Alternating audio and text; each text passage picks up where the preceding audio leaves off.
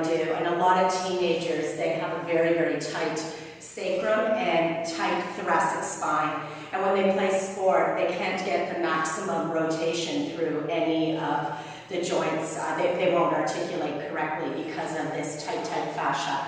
So I'm going to do a connective tissue stretch on Robert, and what we want to try to do is, you can see the top of the sacrum is higher than the base, the tailbone. We're going to do a typical stretch that I call a flip of the sacrum. So it's a headstand. So we want to bend your knees a lot. I'm going to try to press your chest into your thighs, and you can just get rid of your hands here. So we'll bend your legs even more. And then from here, if you can wrap your hands sort of around, beautiful. I'm going to bring you forward, and you want to keep your heels down. We're going to try to get your tailbone higher than your sacrum, so we'll need your knees bent a bit more.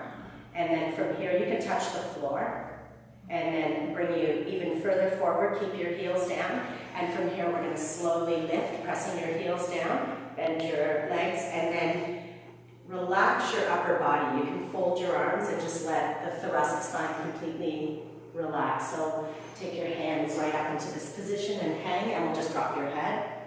Okay. And then from here, I'm going to bring you further forward again, and then drop your heels down, and we'll tilt up. Beautiful.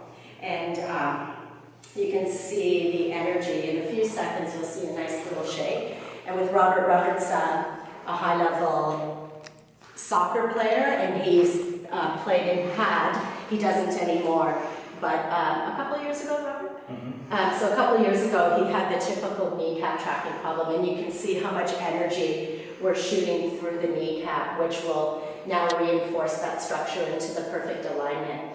The problem is never really the source, it's the force coming underneath it. So we're trying to get as much energy from his foot up through his nice and aligned knee, and you can see the energy now passing through the sacrum, which normally he's either standing on this or sitting. So we want to kind of tilt it and try to draw as much energy as we possibly can.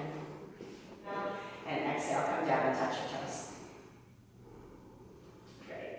So you can see the difference of this would be a typical developmental stretch rather than before doing any sport or before doing any type of developmental movement.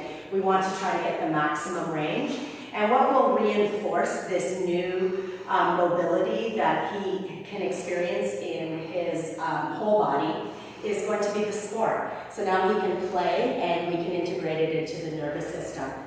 So this is how I use a stretch before sport.